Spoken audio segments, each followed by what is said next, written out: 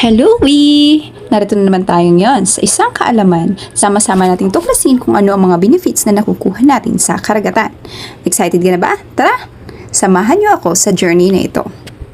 Maraming mga researcher ang napatunay na isa sa mga health benefits na nakukuha natin sa karagatan ay ang pagpapaganda ng ating lusog-isip, or mostly known as mental health or mental well-being. Ano-ano kaya ang mga ito?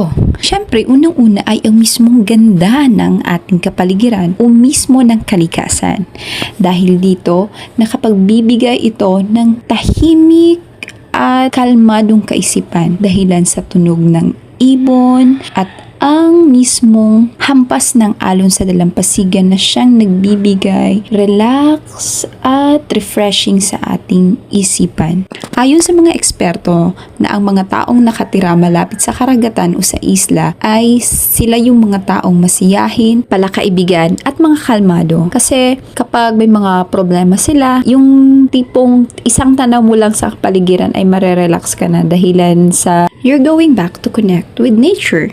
At ayon din sa mga eksperto, kapag ikaw ay nasa isla, syempre pagod yung katawan mo, maganda ang ritmo ng tulog mo kasi dahilan sa fresh yung air, tsaka yung tunog mismo ng alon na siya nagpapatulog sa'yo, at madali kang makatulog. Ayon din sa mga eksperto, meron ding isang minerals na bihira lang talaga makuha natin at doon lang natin makukuha mismo sa karagatan, ilog, talon, at sa malilinis mismo na lugar. At yun ang tinatawag nating negative ions. Ano nga ba ang negative ions? Ang negative ions ay isang charged molecules na nabubuo lamang doon sa crushed water.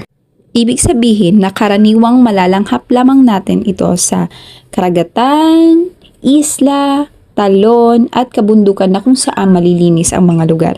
Kaya kung mapapansin natin na madalang lamang magkasakit ang mga tao sa isla ng ubo at sipon dahil sa negative ions na kinukontribute niya sa ating katawan na nakakapagbigay din hawa at sa ating paghinga. Yun lamang ang mga iilang benefits na ating nakukuha doon mismo sa beach. Kaya kung ikaw ay interesado pang makinig at malaman kung ano-ano ang iba't ibang mga benefits na makukuha natin mismo sa karagatan, so huwag ka nang mag-atubiling mag-like, share, and subscribe dito sa channel na to. Kaya hanggang susunod nating pagkikita, paalam!